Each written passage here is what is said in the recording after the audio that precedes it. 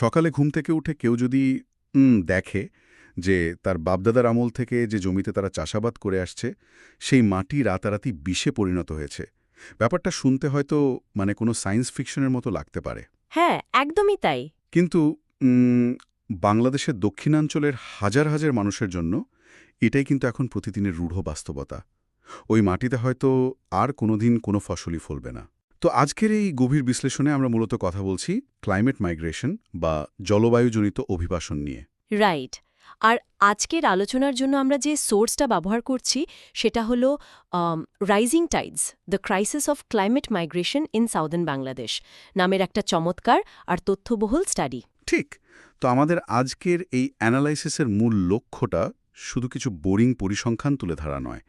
আমরা আসলে বোঝার চেষ্টা করব যে কেন মানুষ নিজেদের ভিটে মাটি ছাড়তে বাধ্য হচ্ছে, তারা আসলে কোথায় যাচ্ছে, আর তাদের জীবনের এর কী ধরনের প্রভাব পড়ছে। হ্যাঁ, পেছনের আসল কারণগুলো বোঝাটাই সবচেয়ে জরুরি। তো শুরুতেই আমি একটা সহজ উপমা দিয়ে শুরু করতে চাই। ধরুন কেউ একটা ভিডিও গেম খেলছে আর গেমের ভেতরে তার বেস বা দুর্গটা বারবার শত্রুদের আক্রমণে ধ্বংস হয়ে যাচ্ছে। তো এক পর্যায়ে সে বিরক্ত হয়ে বা বাধ্য হয়ে ওই জায়গা ছেড়ে অন্য কোথাও গিয়ে নতুন করে বেস বানায়। বুঝতে পেরেছি। কিন্তু দক্ষিণাঞ্চলের মানুষের জন্য এটা তো কোনো গেম নয়, তাই না? এটা তাদের প্রতিদিনের রূঢ় বাস্তবতা। একদম ঠিক বলেছেন।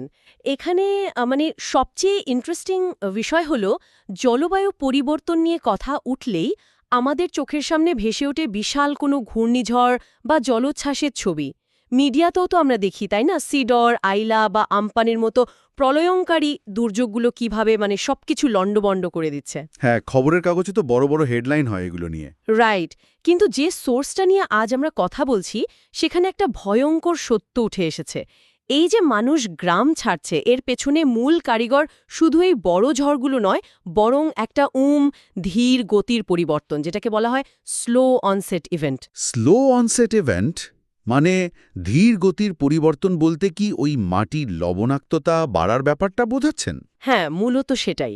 আমি যদি একটু অন্যভাবে বলি, বড় ঘূর্ণিঝড়গুলো হলো অনেকটা হঠাৎ করে হওয়া অ্যাক্সিডেন্টের মতো। কিন্তু এই লবণাক্ততা কি অনেকটা ব্যাংক অ্যাকাউন্টের হিডেন ফির মতো নয়? হা, হ্যাঁ, দারুণ একটা তুলনা। শুরুতে হয়তো বোঝাই যায় না যে ব্যালেন্স কমছে, কিন্তু একদিন হঠাৎ দেখা যায় পুরো অ্যাকাউন্ট খালি। ঠিক এই মেকানিজমটাই কাজ করে দক্ষিণাঞ্চলে কৃষিতে। ধরুন, যখন জলোচ্ছ্বাস হয় তখন সমুদ্রের নোনা পানি কৃষিজমিতে ঢুকে পড়ে। পানি হয়তো কয়েকদিন পর নেমেও যায়, কিন্তু কিন্তু লবণটা তো আর যায় না, সেটা মাটিতেই থেকে যায়। একদম, লবণটা মাটিতে থেকে যায়। এখন মাটির বিজ্ঞান বা সয়েল সায়েন্সের দিক থেকে চিন্তা করলে লবণের কারণে মাটির গঠন বা স্ট্রাকচারটাই পুরোপুরি বদলে যায়। অতিরিক্ত লবণের কারণে মাটি একেবারে জমাট বেঁধে শক্ত হয়ে যায়। আচ্ছা, আর এর ফলে গাছের শেকড় আর মাটি থেকে পানি বা পুষ্টি শোষণ করতে পারে না। ব্যাপারটা এমন যে কাদামাটির ভেতরে পানি থাকা সত্ত্বেও গাছ মূলত তৃষ্ণায় মারা যায়।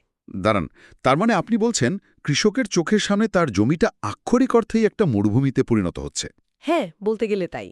কিন্তু একটা জিনিস ভাবুন, শুধু একটা বা দুটো ফসল নষ্ট হলেই কি মানুষ নিজের জন্মস্থান ছেড়ে একেবারে শহরের দিকে পাড়ি জমায়? এর পেছনে নিশ্চয়ই একটা বিশাল অর্থনৈতিক ফাঁদ কাজ করে। অবশ্যই।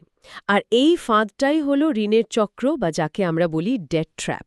দেখুন, দক্ষিণাঞ্চলের মানুষের মূল পেশাই তো হলো কৃষি। তা তো বটেই। তো ধরুন একজন কৃষক ধার দেনা করে জমিতে বীজ বুনল, কিন্তু ওই যে লবণাক্ততা বা অসময়ের বন্যার কারণে ফসল হলো না। এখন তার কাছে কোনো খাবার নেই, কিন্তু সংসার তো চালাতে হবে, তাই না? হ্যাঁ, পেট তো আর বোঝা থাকবে না। তো সে তখন বাধ্য হয়ে স্থানীয় মহাজন বা এনজিও থেকে চরম চড়া সুদে ঋণ নেয়। পরের মৌসুমে সে আবারও চাষ করে, কিন্তু আবার প্রাকৃতিক বিপর্যয়ে ফসল নষ্ট হয়। তখন তো তার মাথায় আগের ঋণের বোঝাও আছে, আবার নতুন করে বাঁচার জন্য আরও টাকা দরকার। একটা ডাবল বার্ডেন। ঠিক তাই। একটা পর্যায়ে গিয়ে এই ঋণের অঙ্কটা তার জমির দাম বা তার সমস্ত সহায় সম্বলের মূল্যের চেয়েও বেশি হয়ে যায়। পাওনাদারদের চাপ তো বাড়তেই থাকে। হুম। তখন ওই কৃষকের কাছে এলাকা ছেড়ে পালানো ছাড়া আর কোনো উপায়ই থাকে না। সে আসলে শুধু প্রকৃতির কাছেই হারে না, সে হারে এই নিষ্ঠুর অর্থনৈতিক চক্রের কাছে। এই ধীরগতির অর্থনৈতিক পতনটা তাকে গ্রাম ছাড়ার চূড়ান্ত সিদ্ধান্ত নিতে বাধ্য করে। এই ব্যাপারটা সত্যি খুব ভয়াবহ। আচ্ছা, কৃষির ব্যাপারটা তো বুঝলাম, এটা একটা বড় পুশ ফ্যাক্টর। কিন্তু দক্ষিণাঞ্চলের আরেকটা বড় সংকট নিয়ে আমি একটু অবাক। ওই এলাকাগুলোর দিকে তাকালে তো দেখি চারদিকে শুধু পানি আর পানি। হ্যাঁ, নদী, খাল, সাগর, রাইট। মোহনা বা বিশাল জলরাশি। অথচ বলা হচ্ছে সেখানে পান করার মতো এক ফোঁটা বিশুদ্ধ পানি নেই। এই বৈপরীত্যটা কিভাবে তৈরি হলো? মানে চারদিকে পানি অথচ খাওয়ার পানি নেই। এটা আসলে একটা ট্র্যাজিক আইরনি। ভূপৃষ্ঠের পানি তো লবণাক্ত বটেই, এমনকি মাটির নিচের যে পানির স্তর বা অ্যাকুইফার সেটাও লবণের কারণে দূষিত হয়ে গেছে। ও আচ্ছা, মানে গ্রাউন্ড ওয়াটারও সেফ না। একদমই না। এই অঞ্চলের টিউবওয়েলগুলোতে চাপ দিলে এখন লোনা পানি বের হয়, ফলে বিশুদ্ধ পানির সংকট এমন একটা পর্যায়ে পৌঁছেছে যা শহরের মানুষের পক্ষে কল্পনা করাও কঠিন। তো গ্রাম ছেড়ে শহরে যাওয়ার চূড়ান্ত সিদ্ধান্ত নেওয়ার আগে পানি সংগ্রহ আর প্রতিদিনের কাজের এই সংগ্রামটা একটা সাধারণ পরিবারের দৈনন্দিন জীবনকে কতটা দুর্বিষহ করে তোলে। একেবারে নরক বানিয়ে দেয় বলা যায়। সোর্সের গবেষণায় দেখা যাচ্ছে শুধু এক কলসি বিশুদ্ধ খাবার পানি সংগ্রহের জন্য নারীদের প্রতিদিন গড়ে ৩ থেকে ৪ কিলোমিটার পথ হাঁটতে হচ্ছে। বলেন কি, ৩-৪ কিলোমিটার শুধু এক কলসি পানির জন্য? হ্যাঁ, আর এটা শুধু যে বিশাল একটা শারীরিক পরিশ্রম তা নয়, এর একটা মারাত্মক অর্থনৈতিক দিকও আছে। একটা মানুষ প্রতিদিন যে পরিমাণ ক্যালোরি গ্রহণ করে তার একটা বড় অংশই খরচ হয়ে যায় শুধু এই পানি টানতে গিয়ে। হুম। আর এই দীর্ঘ সময়টা পানি আনার পেছনে ব্যয় হওয়ার কারণে তারা তো অন্য কোনো আয়মূলক কাজে অংশ নিতে পারছে না।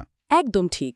আবার যখন তারা এতদূর থেকে পানি আনতে পারে না, তখন তো বাধ্য হয়ে ওই দূষিত পানি পান করতে হয়। আর তখনই শুরু হয় আসল বিপর্যয়।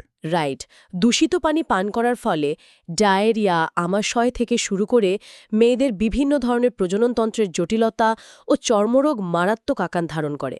পরিবারে যখন কেউ অসুস্থ হয় তখন তার চিকিৎসার জন্য আবার সেই জমানো শেষ সম্বলটুকু খরচ করতে হয়। মানে একদিকে আইনি, অন্যদিকে চিকিৎসার পেছনে বিশাল ব্যয়। হ্যাঁ, এই দ্বিমুখী চাপে পড়ে একটা পরিবার একেবারে নিঃস্ব হয়ে যায়। তাহলে পরিস্থিতিটা দাঁড়াচ্ছে এমন: মাটিতে ফসল হচ্ছে না, খাওয়ার পানি নেই, চিকিৎসার খরচ বাড়ছে, আর ঋণ পাহাড় সমান হচ্ছে। এই অবস্থায় তো মানুষ বাঁচার তাগিদে শহরমুখী হবেই। সেটাই স্বাভাবিক। আমরা জানি যে দক্ষিণাঞ্চল থেকে হাজার হাজার মানুষ প্রতিদিন ঢাকা, খুলনা, বরিশাল বা চট্টগ্রামের মতো বড় শহরগুলোতে পাড়ি জমাচ্ছে। কিন্তু এখানে আমি একটু ভিন্ন একটা পয়েন্ট ধরতে চাই। হ্যাঁ, বলুন। অনেকে তো বলতে পারে যে মানুষ গ্রাম ছেড়ে ঢাকায় এসে বরং আর্থিকভাবে লাভবান হচ্ছে। মানে গ্রামে যে লোকটার কোনো কাজ ছিল না, ঢাকায় এসে সে তো গার্মেন্টসে কাজ পাচ্ছে, বা ধরুন রিক্সা চালিয়ে দিন শেষে নগদ টাকা ঘরে আনছে। হ্যাঁ, বাইরে থেকে এমনটাই মনে হয়। তাহলে এটাকে আমরা একটা অর্থনৈতিক আপগ্রেড বা উন্নতি হিসেবে না দেখে এটাকে একটা ফাঁদ বা ট্র্যাপ বলছি কেন? এই প্রশ্নটা খুবই প্রাসঙ্গিক। বাইরে থেকে দেখলে মনে হতেই পারে যে শহরের এই নগদ আয়ের সুযোগটা একটা বড় ধরনের মুক্তি। কিন্তু আমরা যদি শহরের দারিদ্র্য আর গ্রামের দারিদ্র্যের মেকানিজমটা একটু তুলনা করি, তাহলে এই মিথটা ভেঙে যাবে। আচ্ছা, কিভাবে? দেখুন, গ্রামে একজন মানুষের রোজগার হয়তো কম ছিল, কিন্তু সেখানে তার নিজস্ব একটা থাকার জায়গা ছিল। বাড়ির আঙিনায় হয়তো একটা লাউ গাছ বা দুটো হাঁস মুরগি ছিল, যা দিয়ে অন্তত একেবারে না খেয়ে থাকতে হতো না। আর সবচেয়ে বড় কথা, সেখানে একটা সোশ্যাল সেফটি নেট বা সামাজিক নিরাপত্তা ছিল। মানে বিপদে পড়লে অন্তত প্রতিবেশীরা এগিয়ে আসতো। একদম। কিন্তু শহরে আসার পর এই পুরো সমীকরণটাই পাল্টে যায়। শহরে তাদের প্রথম ধাক্কাটা লাগে বাসস্থানে। তাদের যে সামান্য আয় তা দিয়ে ঢাকা শহরের মতো জায়গায় একটা ভালো রুম ভাড়া নেওয়া তো অসম্ভব। তা তো বটে। বাধ্য হয়ে তারা আশ্রয় নেয় ঘিঞ্জি, অস্বাস্থ্যকর বস্তিগুলোতে। ধরুন 10 বাই 10 ফুটের একটা টিনের চালের ঘরে হয়তো ৫-৬ জন গাদাগাদি করে থাকছে। আর গ্রীষ্মকালে ঢাকা ওই টিনের চালের নিচে তাপমাত্রা যে পর্যায়ে পৌঁছায়, সেটা তো আক্ষরিক অর্থে একটা চুল্লির মতো। রাইট। তার মানে গ্রামে যে মানুষটার মাথার ওপর খোলা আকাশ আর বিশুদ্ধ বাতাস ছিল, শহরে এসে নগদ টাকার বিনিময়ে নিজের সেই ন্যূনতম মানবিক মর্যাদাও হারিয়ে ফেলছে। আর খরচের হিসাবটা তো আরও ভয়ঙ্কর। হ্যাঁ, গ্রামে তো থাকার খরচ বা রেন্ট প্রায় শূন্য ছিল, কিন্তু বস্তিতে থাকতে গিয়ে তাদের আয়ের একটা বিশাল অংশ চলে যায় শুধু ঘর ভাড়া, অবৈধ গ্যাস সংযোগ আর এক বালতি পানির পেছনে। মানে যে টাকাটা তারা আয় করছে তার পুরোটাই আবার শহরের চড়া দামের পেছনে খরচ হয়ে যাচ্ছে। একদম। প্রতিদিনের আয়ের উপর তাদের নির্ভর করতে হয়। রিকশা চালিয়ে যে টাকাটা সে পায় তার প্রায় পুরোটাই শেষ। যেদিন সে অসুস্থ হয়ে কাজে যেতে পারে না, সেদিন পুরো পরিবারকে না খেয়ে থাকতে হয়। শহরে তো কেউ কাউকে বিনা পয়সায় একবেলা খাবারও দেয় না। এই বিষয়টা সত্যিই ভাবার মতো। মানে গ্রামে কৃষিকাজ ছিল একটা বংশ পরম্পরার পেশা, যেখানে নিজস্ব একটা স্বাধীনতা ছিল। আর শহরে এসে তারা পরিণত হচ্ছে গিগ ইকোনমির সবচেয়ে দুর্বল শ্রমিকে। হ্যাঁ, দিনমজুর, রিকশা চালক বা নির্মাণ শ্রমিক হিসেবে কাজ করছে, যেখানে কোনো চাকরির নিরাপত্তা নেই, স্বাস্থ্য বীমা নেই। তাহলে কি তারা আসলে দারিদ্র্য থেকে মুক্তি পাচ্ছে, নাকি শুধু গ্রামীণ দারিদ্র্যের বদলে এক চরম নিষ্ঠুর শহরে দারিদ্র্যের চক্রে আটকা পড়ছে? তারা মূলত শহুরে দারিদ্র্যকেই বেছে নিতে বাধ্য হচ্ছে। বস্তির অস্বাস্থ্যকর পরিবেশ, বিশুদ্ধ বাতাস ও আলোহীন জীবন আর চরম অপুষ্টির কারণে তাদের স্বাস্থ্য সমস্যাগুলো প্রকট আকার ধারণ করে। এই শহরের দারিদ্র্যের সবচেয়ে অন্ধকার দিকটা মনে হয় নারী ও শিশুদের ক্ষেত্রে দেখা যায়। আমরা তো জানি যে কোনো বড় ধরনের ক্রাইসিস বা মাইগ্রেশনের ক্ষেত্রে সমাজের এই নির্দিষ্ট অংশটাই সবচেয়ে বেশি ভুক্তভোগী হয়। শহরের এই নতুন পরিবেশে তাদের অভিজ্ঞতাটা আসলে কেমন হয়? এটা আসলে খুবই মর্মান্তিক একটা দিক। পরিবারের পুরুষ সদস্য যখন সারা দিন কাজের খোঁজে বাইরে থাকে, তখন বস্তির মতো একটা সম্পূর্ণ অপরিচিত এবং অনিরাপদ পরিবেশে নারীদের টিকে থাকার লড়াইটা শুরু হয়। বস্তিগুলোতে তো প্রাইভেসি বা ব্যক্তিগত নিরাপত্তার কোনো সুযোগই নেই। একেবারেই নেই।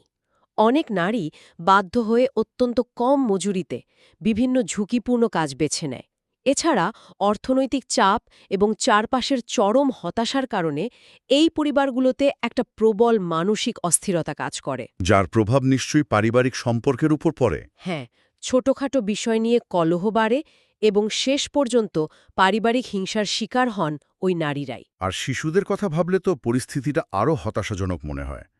একটা শিশু যে হয়তো গ্রামে একটা খোলা মাঠে খেলাধুলা করত, স্থানীয় একটা স্কুলে যেত, সে যখন এই বস্তি জীবনে এসে পড়ে তখন তার জীবনটা কিভাবে পাল্টে যায়।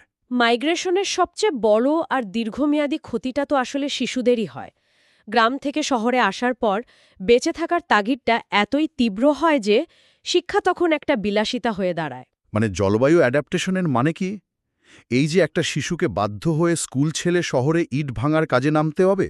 শুনতে খারাপ লাগলেও বাস্তবতা এটাই। পরিবারকে আর্থিকভাবে সাহায্য করার জন্য এই শিশুদের সবার আগে স্কুল থেকে ঝরে পড়তে হয়। তারা বাধ্য হয়ে শিশুশ্রমে যুক্ত হয়। আর শিশুশ্রম মানে তো শুধু চায়ের দোকানে কাজ করাকে বুঝি না। অনেক ক্ষেত্রে এটা তো মারাত্মক ঝুঁকিপূর্ণ কাজও হতে পারে, তাই না? একেবারেই তাই। অনেক শিশু ইটের ভাটায় ইট ভাঙার কাজ করে, কেউ ওয়েল্ডিংয়ের দোকানে কাজ করে, যেখানে ক্ষতিকর ধোঁয়া আর আগুনের ফুলকি তাদের স্বাস্থ্যের 12টা বাঁচিয়ে দেয়। আবার কেউ কেউ লেদ মেশিনে বা গ্যারেজে কালি মেখে কাজ করে। এই অস্বাস্থ্যকর পরিবেশে টানা কাজ করা আর পর্যাপ্ত পুষ্টির অভাবে তাদের শারীরিক ও মানসিক বিকাশ তো চরমভাবে বাধাগ্রস্ত হয়। হ্যাঁ, তারা তো স্বাভাবিক জীবন থেকেই ছিটকে পড়ে। তার মানে আমরা আস্ত একটা প্রজন্মের ভবিষ্যৎকে অন্ধকারের দিকে ঠেলে দিচ্ছি। যখন হাজার হাজার শিশু শিক্ষা থেকে ঝরে পড়ে, শৈশব হারিয়ে এই ধরনের ঝুঁকিপূর্ণ শ্রমে যুক্ত হয় এবং চরম দারিদ্র্যের মধ্যে বেড়ে ওঠে, তখন তো সেই সমাজে স্বাভাবিকভাবেই অপরাধ প্রবণতা বাড়বে। ঠিক বলেছেন। এটা তো শুধু ওই পরিবারগুলোর সংকট নয়, এটা পুরো দেশের জন্য একটা টাইম বোমের মতো। পরবর্তী প্রজন্মের ভবিষ্যতের জন্য এটা কতটা ভয়াবহ সংকেত। এটা খুবই ভয়াবহ। এই অশিক্ষিত, পুষ্টিহীন এবং সামাজিকভাবে বঞ্চিত বিশাল একটা জনসংখ্যা যখন শহরের এক কোণায় বড় হতে থাকে, তখন সেটা পুরো সমাজের জন্যই একটা দীর্ঘমেয়াদী ঝুঁকির কারণ হয়ে দাঁড়ায়। পরিস্থিতি এখনই এত ভয়াবহ, কিন্তু আমরা যদি ভবিষ্যতের দিকে তাকাই, বিশেষজ্ঞদের মতে সমুদ্রপৃষ্ঠের উচ্চতা যদি আগামী কয়েক দশকে বাড়তে থাকে, তবে তো এই অভিবাসনের হার আরও কয়েক গুণ বেড়ে যাবে। হ্যাঁ, সোর্স অনুযায়ী তো তাই হওয়ার কথা। ঢাকা, চট্টগ্রাম বা খুলনার মতো শহরগুলো তো এমনিতেই জনসংখ্যার ভারে ধুঁকছে। আরও কয়েক মিলিয়ন মানুষ যদি নতুন করে এই শহরগুলোতে এসে ঢোকে, তাহলে তো পুরো ইনফ্রাস্ট্রাকচার বা অবকাঠামোই ভেঙে পড়বে। তাহলে এর উপায় কি? উৎসগুলোতে এই সংকটের সমাধানের জন্য কি ধরনের রূপরেখা দেওয়া হয়েছে? এই ধরনের বহুমুখী সংকটের সমাধান আসলে কোনো একটি নির্দিষ্ট পদক্ষেপে সম্ভব নয়। এর জন্য সোর্সে 2 স্তরের বা 2 টিয়ার একটা অ্যাপ্রোচের কথা বলা হয়েছে। একটা হলো গ্রামীণ পর্যায়ে বা রুরাল লেভেলে ও আরেকটা হলো শহর পর্যায়ে বা আরবান লেভেলে। আচ্ছা, গ্রামীণ পর্যায়ে সমাধানগুলো তো কিছুটা অনুমেয়। মানুষকে তাদের নিজের জায়গায় টিকিয়ে রাখার চেষ্টা করা। হ্যাঁ, গ্রামীণ পর্যায়ে প্রথম কাজটাই হলো উপকূলীয় বাঁধগুলোকে শুধু মেরামত করা নয়, বরং জলবায়ু পরিবর্তনের মাত্রা মাথায় রেখে আরও উঁচু ও টেকসই করে নির্মাণ করা, যাতে জলোচ্ছ্বাস সহজে লোকালয়ে ঢুকতে না পারে। কিন্তু কৃষির কি হবে? মাটি তো আগেই লবণাক্ত হয়ে গেছে। রাইট, যেহেতু মাটি লবণাক্ত হয়েই গেছে, তাই সেখানে আগের মতো সাধারণ ধান বা ফসল চাষ করে আর লাভ নেই। কৃষকদের লবণ সহিষ্ণু নতুন জাতের ফসলের বীজ সরবরাহ করতে হবে এবং সেই অনুযায়ী প্রশিক্ষণ দিতে হবে। কিন্তু শুধু কৃষির ওপর নির্ভর করে বসে থাকলে তো চলবে না। যদি কোনো কারণে একটা বড় সাইক্লোন আসে এবং সব ফসল আবার নষ্ট হয়ে যায়, তখন তো আবার সেই আগের অবস্থায় ফিরে যেতে হবে। ঠিক, এই কারণে কৃষির বাইরেও বিকল্প কর্মসংস্থানের সুযোগ তৈরি করাটা খুব জরুরি। যেমন ধরুন, লবণাক্ত পানিতে হাঁস পালন, কাঁকড়া চাষ বা হস্তশিল্পের মতো বিকল্প আয়ের উৎস তৈরি করতে হবে। যাতে শুধু একটা প্রাকৃতিক দুর্যোগেই মানুষের আয়ের সব পথ চিরতরে বন্ধ না হয়ে যায়। একদম।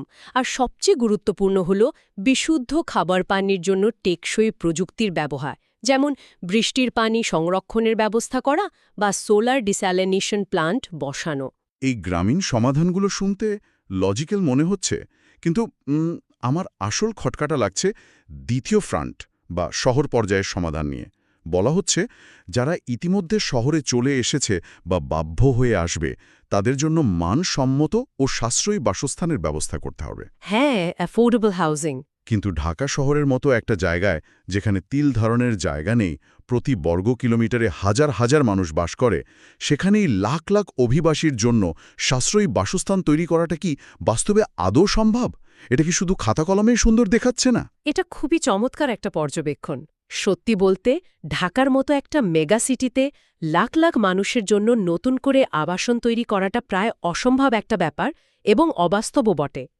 আর এখানেই পলিসি মেকার বা নীতি নির্ধারকদের দৃষ্টিভঙ্গি বদলানোর দরকার। তার মানে সমাধান শুধু সমুদ্রের তীরে উঁচু দেয়াল তোলার মধ্যে সীমাবদ্ধ নয়, শহরগুলোকেও প্রস্তুত করতে হবে।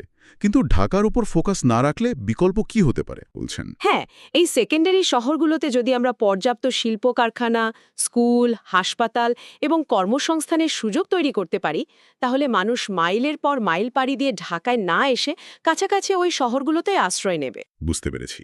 মানে মাইগ্রেশনটাকে হয়তো পুরোপুরি ঠেকানো যাবে না, কিন্তু মাইগ্রেশনের ফ্লো বা স্রোতটাকে আমরা একটা নির্দিষ্ট শহরের উপর না ফেলে বিভিন্ন দিকে ভাগ করে দিতে পারি। ঠিক তাই। আর এই নতুন গন্তব্যগুলোতে অভিবাসী নারী ও যুব সমাজের জন্য দক্ষতা উন্নয়ন বা স্কিল ডেভেলপমেন্ট প্রশিক্ষণের ব্যবস্থা করতে হবে। যাতে তারা শুধু দিনমজুর বা রিক্সা চালকের মতো অদক্ষ কাজে যুক্ত না হয়ে একটু সম্মানজনক পেশায় যুক্ত হতে পারে। তাই তো? একদম। এবং তাদের স্বাস্থ্য ও শিক্ষা সুবিধা নিশ্চিত করাটাও সমান জরুরি। পুরো আলোচনাটা থেকে একটা বিষয় খুব পরিষ্কার। জলবায়ুজনিত অভিবাসনকে আমরা এতদিন হয়তো শুধু পরিবেশ বা ভূগোলের সমস্যা হিসেবেই দেখে এসেছি, কিন্তু আসলে এটি একটি গভীর আর্থসামাজিক পতন বা সোশ্যাল কল্যাপস। হ্যাঁ, এটা একটা চেইন রিঅ্যাকশনের মতো। শুধু নদীর পার ভেঙে যাওয়া বা নোনা পানি ঢোকার গল্প এটা নয়। এটা একটা পরিবারের ঋণগ্রস্ত হওয়ার গল্প, একটা শিশুর স্কুল থেকে ছিটকে পড়ার গল্প এবং একজন স্বাধীন কৃষকের শহরের নিষ্ঠুর বস্তি জীবনে আটকে পড়ার গল্প। এই ধ্বংসের চক্র ভাঙতে হলে গ্রামীণ অভিযোজন এবং পরিকল্পিত নগরায়ন, এই দুটো ফ্রন্টের সমান্তরে কাজ করবে। একদম। আমরা যদি এখনই এই নীরব সংকটটাকে গুরুত্ব না দিই, তবে এই লাখ লাখ মানুষের দুর্দশা শুধু তাদের মধ্যেই সীমাবদ্ধ থাকবে না। এই বিশাল অস্থিতিশীল জনগোষ্ঠী পুরো দেশের অর্থনীতি এবং সামাজিক কাঠামোর জন্য একটা বড় ধাক্কা হয়ে দাঁড়াবে। তা তো বটে। আমরা একেবারে শেষ পর্যায়ে চলে এসেছি। তবে আজকে বিদায় নেওয়ার আগে একটা বিষয় খুব মাথায় ঘুরছে। কি বিষয়? সোর্স থেকে আমরা দেখলাম মানুষ বাধ্য হয়ে তাদের আদিনিবাস ছেড়ে শহরে আসছে, বেঁচে থাকার জন্য নতুন কাজ শিখছে, অর্থনীতি হয়তো কোনো না কোনোভাবে মানিয়ে নেওয়ার চেষ্টা করবে। কিন্তু এই মানুষগুলোর তো শত শত বছরের একটা নিজস্ব সংস্কৃতি ছিল। হ্যাঁ, লোকাল কালচার। জোয়ার ভাটার হিসাব, প্রকৃতির সাথে তাদের যে একটা আত্মিক সম্পর্ক, বংশপরম্পরায় পাওয়া স্থানীয় জ্ঞান এবং একটা সম্প্রদায়ের মধ্যকার যে নিবিড় বন্ধন, এই পুরো অঞ্চলটা যখন খালি হয়ে যাবে তখন এই জিনিসগুলোর কি হবে? এটা আসলে একটা বড় প্রশ্ন। সমুদ্রের লোনা পানি কি শুধু তাদের জমি আর বাড়িঘরে গিলে খাচ্ছে, নাকি ধীরে ধীরে মুছে দিচ্ছে আস্ত একটা জীবন ব্যবস্থা, তাদের শেকড় আর পরিচয়? এই প্রশ্নটা ভবিষ্যতের জন্য ভাবনার বিষয় হয়েই থাকল। সত্যি, এটা নিয়ে সবাইকে ভাবতে হবে। আজ তাহলে এ পর্যন্তই। সবাই ভালো থাকবেন। কথা হবে আগামী